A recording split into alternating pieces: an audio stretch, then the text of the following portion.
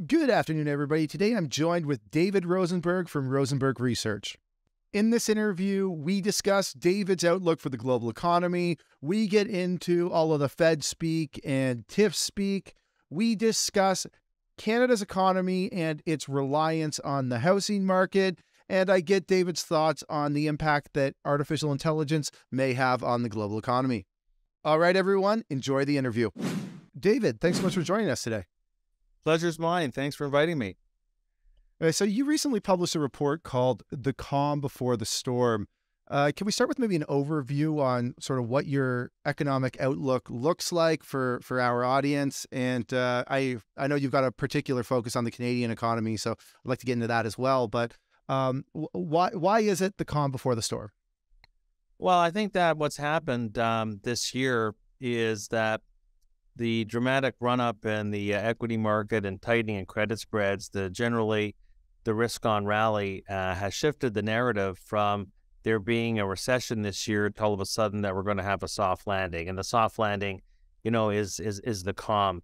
But this is a classic case of hope triumphing over experience, because when I'm taking a look, for example, at the fact that the Conference Board's leading economic indicator goes back to 1959, it's down 9 months in a row. We have the Fed still raising rates into the most inverted yield curve since 1981. The New York Fed's own recession probe model is at 92% recession odds for this year. So I don't think that because the markets have ripped this year, and if you remember, the markets ripped in January 2018 when right after Jay Powell got appointed as Fed chairman, that's going to be a leading indicator for the coming year. I think that all the signposts are towards an economic recession. And if you believe in the soft landing story, then that's a very calming story. And it means the stock market probably is bottomed and we're going to move right ahead. But you have to ask yourself the question, whether you want to talk about the Bank of Canada or talk about the Fed, this is the most pernicious monetary tightening cycle in 4 decades. And there is no get-out-of-jail-free card when the central banks raise rates into an inverted yield curve. And so the only thing that separates the calm to the storm are just the classic policy lags. And what you tend to find historically is that the real bad stuff from an economic perspective happens the year after the onset of the policy tightening. And the policy tightening by the Fed and the Bank of Canada started roughly 10, 11 months ago. So there's a lot of, using Jay Powell's own word from Jackson Hole, there's pain coming to the economy. And that's the price to be paid for the fact that the central bankers, bungled the inflation call during the peak of the pandemic anxiety. So they believe their credibility has been attacked. They want to make sure inflation comes down and stays down. And domestic demand, which is really the economy, is going to pay the price for it. Okay, so this morning we obviously got a huge jobs number. Canada added 150,000 jobs, which blew away economists' expectations. We've had similar numbers out of the States recently as well. What do you think that the job numbers are actually telling us, given your economic outlook? The job markets, the numbers are telling you that the last man standing is the labor market. But that's always the case. The labor market is always strong right at the peak of the business cycle. I throw the question back at you because I know it just makes for a nice copy and nice headlines. What is relevant about employment, which is a lagging indicator? If you're trying to forecast using your crystal ball, what's more important is what is employment going to look like in the next 12 months, not what employment did in January. So employment in January, look, the reality is that you had very strong numbers in the U.S. and Canada. Of course, not all the job numbers in the United States lined up that strongly. Non-farm payrolls was the odd man out. If I seem to remember correctly, the ADP number, which is a survey of 250,000 businesses, came in at what, plus 106? Wasn't plus 517, but everybody praised at the holy altar of non-farm payrolls, including the Fed. I get it. I've been doing this for 40 years. Canada, was a ripping number, 150,000, put the consensus to shame. Be that as it may, I guess I would pose the question back to you, because we're seeing so many cross currents. Why, therefore, on a seasonally adjusted basis, did average hourly earnings go down 0.1% for the second month in a row. If this is really a really red hot labor market, why are wages decelerating on both sides of the border? Because normally, if it's so-called red hot market, wages should be booming. That's not happening. So when you dissect the data, there's still lots of question marks, but even if they're not question marks, my comment back to you is phenomenal employment numbers. They're always great heading into the recession. Employment is always the last man standing. So we'll see how that shapes up in the next 3, 6, and 12 months. I would hazard to say that this is the last hurrah for the labor market that we're seeing right now, because the leading indicators on the economy, on spending output, are heading in one direction, and that's down, and with the lag, employment's going to follow suit. Yeah. So here's a theory that we had. We have a sort of a team meeting every morning before we do an interview, go over what we think are good questions. And it was actually one of our writers, Hermina, brought up this idea that because the economy is actually struggling a little bit. Now, let's talk about Canada, for example. And here's a personal experience I had at my son's daycare. One of the daycare workers, I think she was in her 50s, she decided to take early retirement. Now, I assume she bought a house with her husband, maybe say in the early 90s, probably paid a couple $100,000 for it, maybe less. And since the Trudeau government's been in power, but in particular the last few years, housing prices have totally ripped. And I know that this falls in line with your outlook, at least the notes I have in front of me. Now, if I'm in her shoes, right, I'm not making a lot of money, but suddenly, I got a house here that I've just gained $600,000 in equity value in. Do I want to go to this job where I am chasing around a bunch of little kids making, not that great of a wage? Probably not. So I think that a lot of that was happening, maybe say, I don't know, a year and a half ago. And now that the housing price is going down, or I guess we call it the wealth effect, a lot of those people are now like, I better go get back to work. So I think that may have an impact, this whole wealth effect. You think that we're onto something there? No, I totally agree. And I wrote a report recently talking about how the great retirement theme has finally been retired. And, we came off a 20% decline in the S&P 500 last year, notwithstanding the bounce we're seeing in January. The Fed's made it very clear. The Fed has taken the punch bowl away. The stock market is going down, and we know that the housing market is going down in both countries, and actually the housing market matters at least as much, if not more so, for household wealth than equities. So I think you're 100% right. People thought that, that the central banks had your back at all times. Now they're finding out that the central banks have your back, but they put a knife in it and they're twisting it. And if the Bank of Canada wasn't so concerned about it, they wouldn't have gone on hold, and we'll see how long they go on hold for. Be that as it may, we haven't seen all the lags from these higher interest rates kick in to the markets yet, not fully, or into the economy. So the reality is this, those people, and I think there's a lot of truth to the fact that people extrapolated the present to the future, thinking that their stock and their real estate portfolio was going to allow them to have a much more comfortable retirement lifestyle, and they could leave their job way ahead of schedule. Those expectations are going to be reversed, and the movie's going to start rewinding the other way. So I completely agree with you that the participation rate, in my opinion, is going to start to go up. And that was a story in Canada today, and maybe one of the reasons why, even with that booming jobs number, the unemployment rate didn't go down. And so what you're seeing, though, is some wage response taking place right now, which is actually wages are moderating. I come back to that. That is really what's fascinating, is that we're told how great the job numbers are, how tight the labor market is, and yet wages are no longer accelerating. And so there's a whole new dynamic taking place. But I think your point is well taken, that I think the participation rate's going to start to hook up. And a lot of these people that thought that they could retire early because of the wealth effect, that's really in the rearview mirror, and that's set to reverse ahead. How big of a problem do you think housing is for the Canadian economy? Like even if, let's just say, interest rates, stay anywhere near here for, say, a year or two, I assume that this is going to be massive problems for an economy that is so fueled by housing speculation?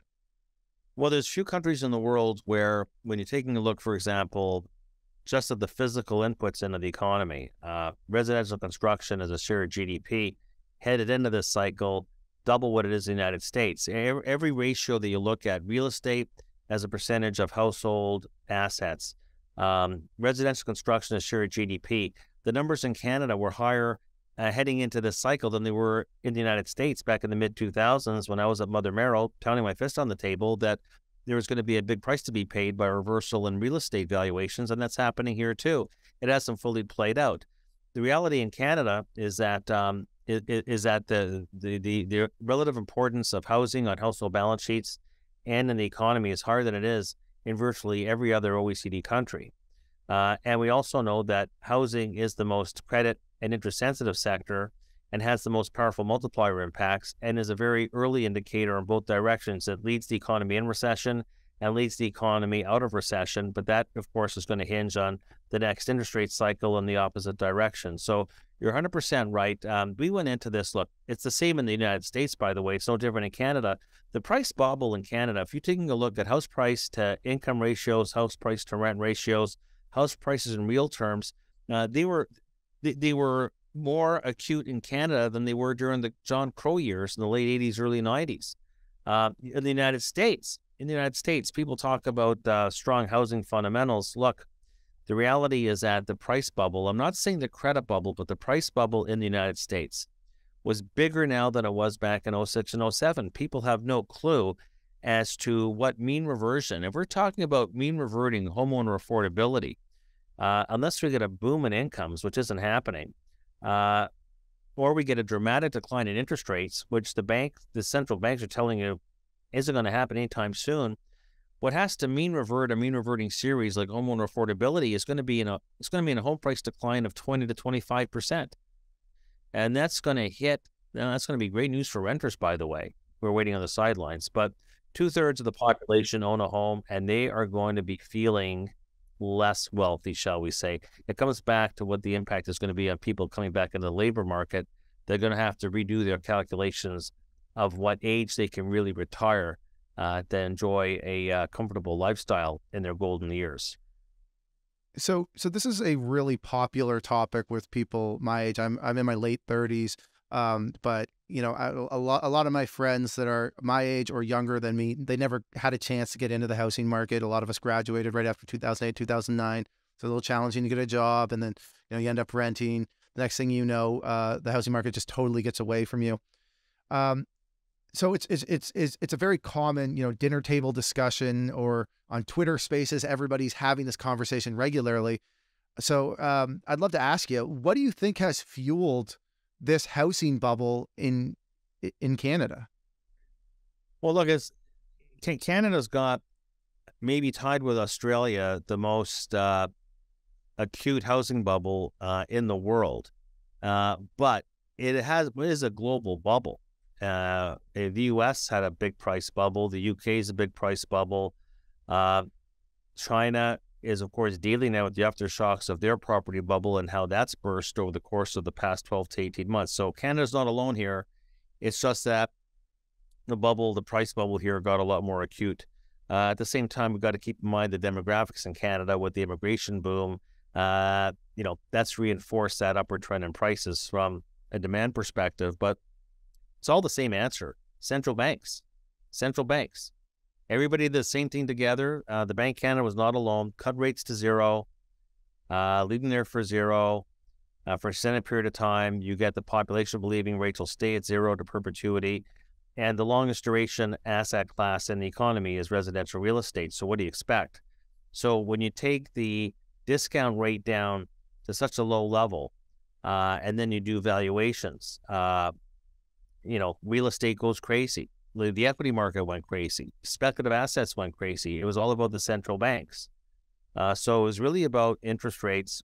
The central banks really luring people into real estate by having them believe that this is going to be a permanent feature of the financial landscape, which now 400 basis points later, we figure out, oh no, that's not really the case. Nothing is more interest sensitive than housing. Rates stayed low. an extended period of time. Of course, we could talk about the demographic side, but this is really about interest rates. And what the bank can and the Fed giveth 2-3 years ago, they're taking away right now. We haven't seen the full impact of the policy lags. I will continue to say that over and over again. Your first question, calm before the storm. The storm happens when the policy lags begin to kick in. And that, by the way, normally happens after the rate hiking cycle is over. That still, lies in our wake. But really, when it comes down to it, was in 2 words or less, interest rates, full stop.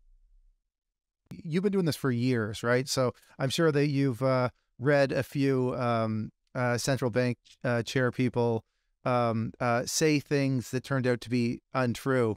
But it feels like, and I haven't been doing this that long, that Tiff Macklem has been special in terms of sort of running his mouth and then what he says ultimately being incorrect. Do you think that Tiff talks too much? And just in general, do you remember like the Fed having so many people that would speak regularly that would have an impact on markets? Like, it seems like every time I go on financial media, there's always a different Fed president who has a meeting that says something and then the markets are reacting to it. Was it like this before?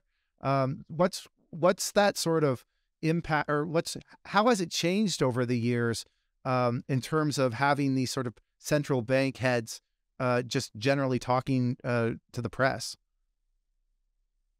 Well, I don't have a problem with Tiff Macklem one bit. Okay. That all the central banks around the world, maybe except for the Bank of Japan and the PBOC, everybody got it wrong in terms of the pandemic's impact on the policy responses to the pandemic and what the definition of transitory was going to be. I suppose these central bankers all believed that transitory was going to be a few months, and it turned out to be a year and a half.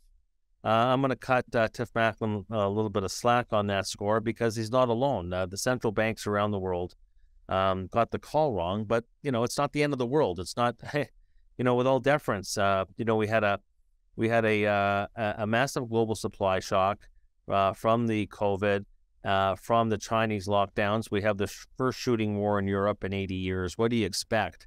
These recurring. Then even with the pandemic, we had all the variants between Delta and Omicron. I mean, these were unexpected and recurring supply shocks that were, for a period of time, very inflationary. Of course, you could argue that was it the central banks or was it the fiscal authorities that really bungled it with stimulus checks, free stimulus checks to everybody, no matter your income. Here you go. Extended jobless benefits, paying people not to work. In the United States, it was even more egregious when you consider an extended jobless benefits for 18 months. I mean, come on, give me a break. So, you're singling it out, Tiff Macklem. I'm going to cut him some slack. I don't think that he's not out there shooting his mouth off. He is not a media hound by any stretch of the imagination. And actually, when you read the Bank of Canada's press statements after their meetings, and when you actually read the monetary policy reports, they are full of meat and analysis. They're not sound bites. So I'm not going to criticize the Bank of Canada. I would say about the Fed, and there are people on the FOMC, most of them Fed district bank presidents, that can't wait to get on CNBC or Fox Business or Bloomberg radio or TV. They are basically, you just point a camera at them and they're running to the podium. So I think that if anything, there's way too much Fed speak, not enough analysis, just basically barking about what they're going to do with the next meeting or what they're going to do with the meeting after that. And I'd say that I would say more criticism for Jay Powell, frankly, than for Tiff Macklem in terms of such a radical change in thought process. I think the Bank of Canada's done the right thing. They raised rates, now they're going on pause, they're going to assess. The Fed is just basically barking and barking and barking. And I'll tell you about Tiff Macklem, okay? I cannot believe how he continuously creates new indicators to justify his tightening policy position. I mean, think about it. He's got everybody and their mother believing that JOLTS, job openings, to unemployment is some relevant statistic from 2 different surveys. The unemployment, U3, is a very narrow definition of unemployment. He's got people thinking that there's 2 job openings for every unemployed person, completely not true. And actually, if you're taking a look at the data, you're going to see that when you look at the overall available supply of labor in the United States, it fully matches the number of job openings, because if he was right and we had this gargantuanly tight labor market on our hands, and oh boy, look at the job openings to unemployment, wages would be surging, wages decelerating.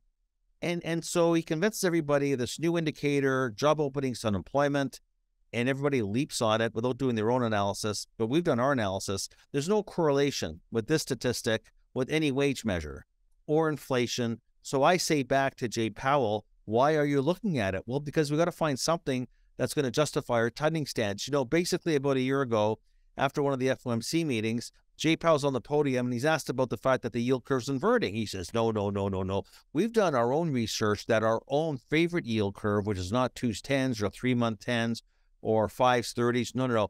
We have a new yield curve, which is a 3-month bill benchmarked against the 3-month bill, 18 months. Because that wasn't, at the time, that wasn't inverted. Now it's inverted 65 basis points, but don't say anything about the fact that our favorite curve just inverted. And now basically, look what he's just done. Now that inflation's come down, the Fed comes up with a new core service sector index out of the blue. This is like 2 months ago. You know what I'm talking about. X energy, services, CPI, or piece deflator, X shelter. What? So they're basically focused on the grand total of 25% of the pricing pie. They're focused on, you see, it used to be in the old days, you know, when they talked about core inflation, it was X food and energy. And all the economists and the central banks focus on X food and energy. And of course, the funny guys on the trading desks would say, oh, well, I guess the economists and the central banks, they don't eat, they don't drive. It's X food and energy. Well, at least X food and energy is 80% of the index. We got the central bank targeting 25% of the CPI, and they get away with it. And nobody says anything about it. And you're criticizing Tiff Macklem. I'm saying, actually, I accept their rigor a lot more than the continuous changes of what the Fed is doing. And I'm trying to figure it out. You know, we'll get the FOMC transcripts 5 years from now, and we're going to find out what's really going on with the Fed, because they're just dreaming up. Not even Paul Volcker, with much higher inflation in the early 80s, was deliberately raising rates into an inverted yield curve like this guy is. But I'm getting a sense that what they want to do, they're trying to take the punch bowl away. Like the real Jay Powell has shown up. The real Jay Powell is not Bambi. You know, he was Bambi during COVID. He was the nation's resident social worker, you know, targeting minority unemployment rates here and youth unemployment rates there and all these demographic unemployment rates. But now he's basically showing his true colors. I'm not going to say that he's Godzilla. However, if you go back to Powell, starting when he became Fed governor back in 2012, you read what he was saying at the FOMC meetings, by the way, because you can get the transcripts back to 2012, or you even read the speeches he was giving. He was right there with Randy Quarles, and he was there with Richard Fisher, and he was there with Jeremy Stein. He was taking on Bernanke head to toe on QE. He was anti-QE, not QE1, but QE2 and all the QEs that followed, permanently zero rates. He took them on because he believed, and he probably believes now, that this excessive monetary accommodation leads to bad behavior. And bad behavior in terms of creating this unhealthy and extreme link between the financial economy and the real economy, to the point where, look at the conversation we're having today. You're talking about all these central bankers going in front of the camera, but you see, the thing is that it's Pavlov's dog. You know, the markets now respond to every nuance coming out of the central bank. It's unbelievable. Do you know that with AI, there's these black boxes now that are looking to 2-3 standard deviations against pronouns, adjectives, and adverbs that Powell himself uses.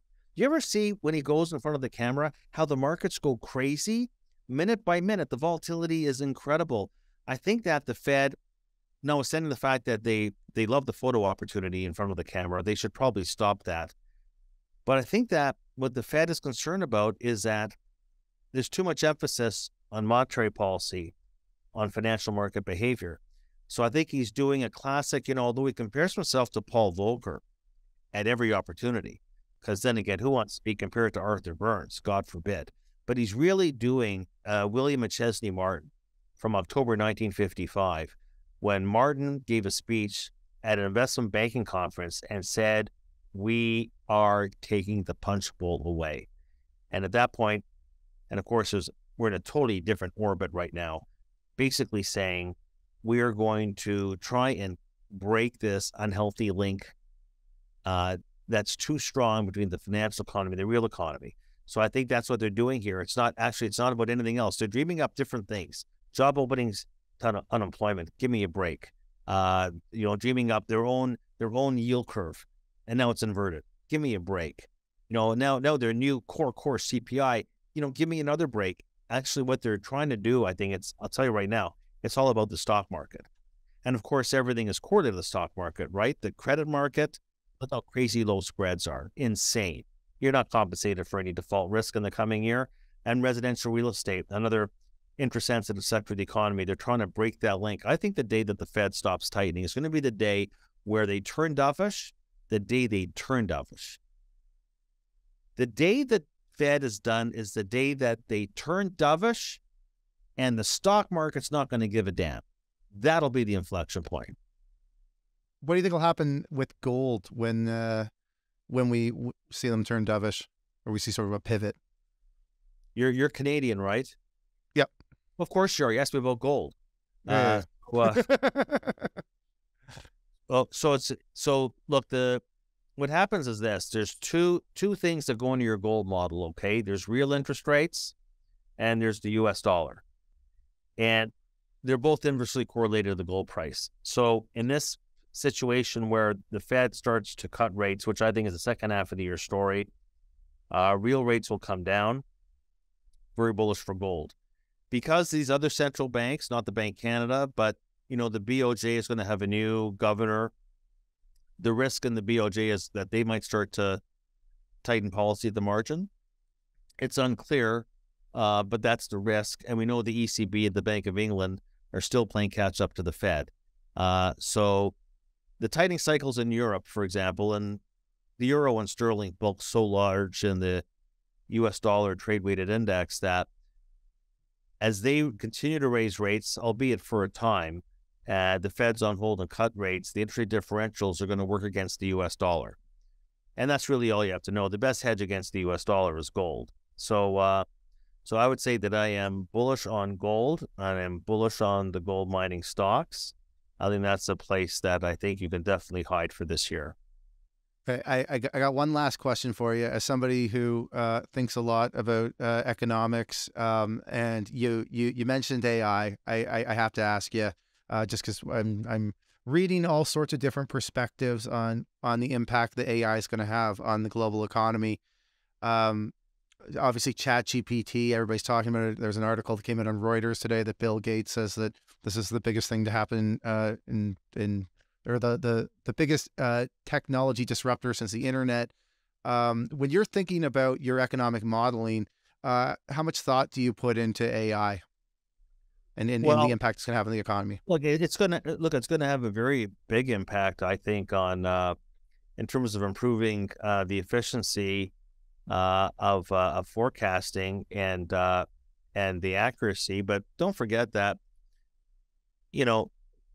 economists already know how to run regressions, and all you're doing when you're forecasting, and AI will not be able to do any predictions. Will tell me, will AI be able to predict what is going to happen in the Ukraine war? Is AI smart enough to know what's going to happen in the next 6 to 12 months in the Ukraine war? Are they?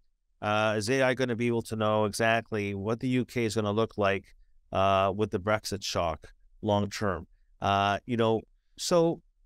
Economists, so AI will basically be a very important tool in terms of enhancing the efficiency of running models. But models are still just based on historical relationships. So it's going to help narrow the margins of error. But, look, I had this guy, a renowned geopolitical expert, Bob Kaplan, on my webcast yesterday, who talked a lot about things that AI will not be able to replace human ingenuity in many respects, and that is judgment, So making calls on how will AI know about China's success in the Silk Road policy and how that's going to tighten its link to Africa, which is going to have the most dramatic increase in the population in the next 10 or 20 years, and the implications that's going to have further on U.S. relations. Tell me, is AI going to be able to tell you how the relationship with Xi Jinping and Joe Biden are going to be evolving over time? So, look, there's lots of things. Bill Gates is entitled to his opinion, but there's lots of things AI is not going to be able to replace, which is judgment. Full stop. And a lot, well, I'll just continue. A lot of what economists do is not just provide analysis based on black box models. So I would say that, I would still say to this day, I don't know if anything is going to compare to the human brain.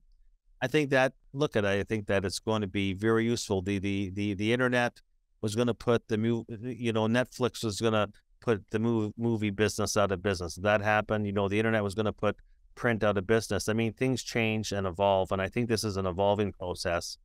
I think it's going to help us. It's going to improve. So in a nutshell, what this will do is will help improve productivity. Of that, there is no doubt.